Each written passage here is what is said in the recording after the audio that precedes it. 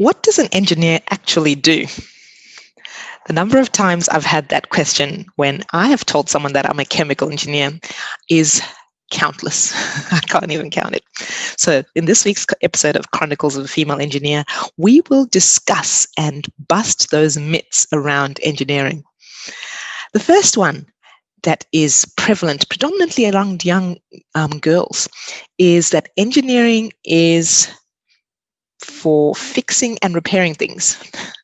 Predominantly cars come to mind and making buildings. Well, engineering is a lot broader than that. And an engineer has got many disciplines. Essentially, the job of an engineer is to solve problems. And look around, this world has lots of problems. So you can typically find an engineer in the food industry, making chocolates, ice cream, cheese, and alcohol. You can find an engineer in a manufacturing plant. This may be making chemicals, petrochemicals. They could be making cars if it's heavy industry manufacturing. They can also work in mining. Now you can find them both underground, blasting under the mines, or on the surface, essentially processing that dirt to turn it into gold, or to turn it into coal, or to turn it into copper, and numerous other resources. You can find an engineer in a water treatment plant. So they turn water from yucky sewage to clean water that you can use in the shower and that you can drink. That doesn't just happen. There's an engineer sitting over there. Engineers can also go up to space if you're an aeronautical engineer. Civil engineers can work in railway, and they can work in track work, buildings.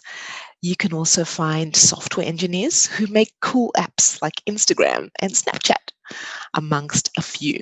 Okay, so engineers are involved in all this. So I wouldn't call it fixing cars or repairing things. The next myth that we're going to bust about engineering is that you need to be good at maths.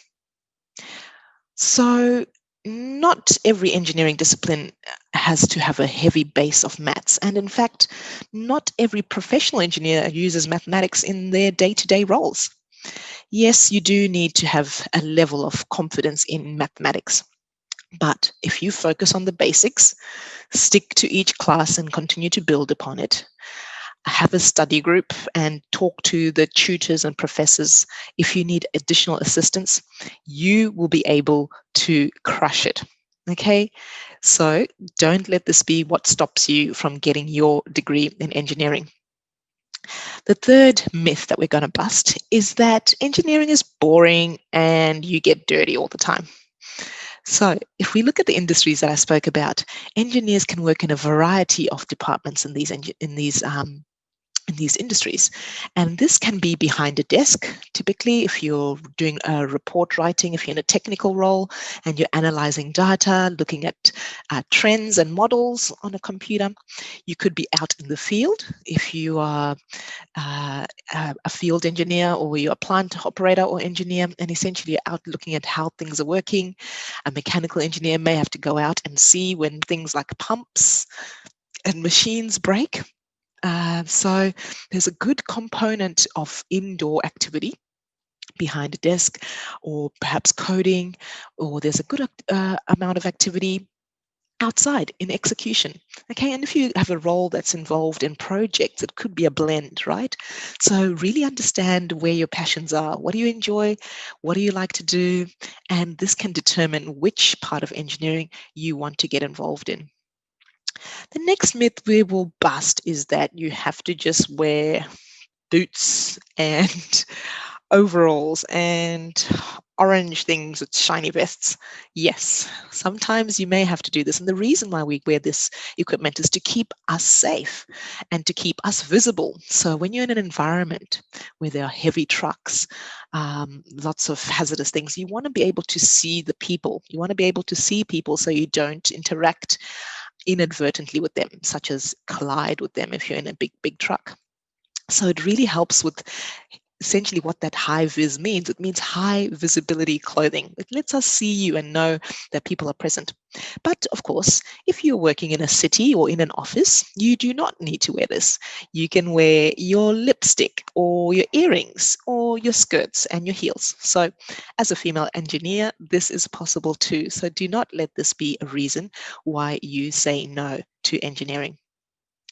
Now, another thing that I do like to break down, and essentially a summary, the four things that people want to do when they have a job is they want to earn a good living, right? They want to make money. The second one is what they want to enjoy their jobs. The third one is they want to help people. And the fourth one is that they want to make a difference. And as an engineer, I've found that I and many others are able to do this in their day-to-day jobs. Enjoy it. There's plenty of options. So find the one that is great and is a good fit for you. Helping people. These industries are certainly powering our houses, putting food on our table, or in the supermarket at least, and making travel possible to see people in multiple destinations. And this is just a handful of the examples that you would be getting involved in and essentially making a difference. This is the key.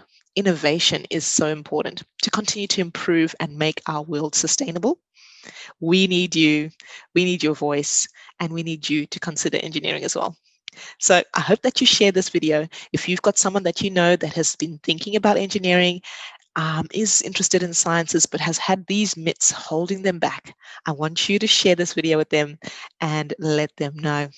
If you want more information, feel free to comment down on the video below, get in touch with me on my website, brenda.investing.com, and find me on Instagram or Facebook. Have a great day.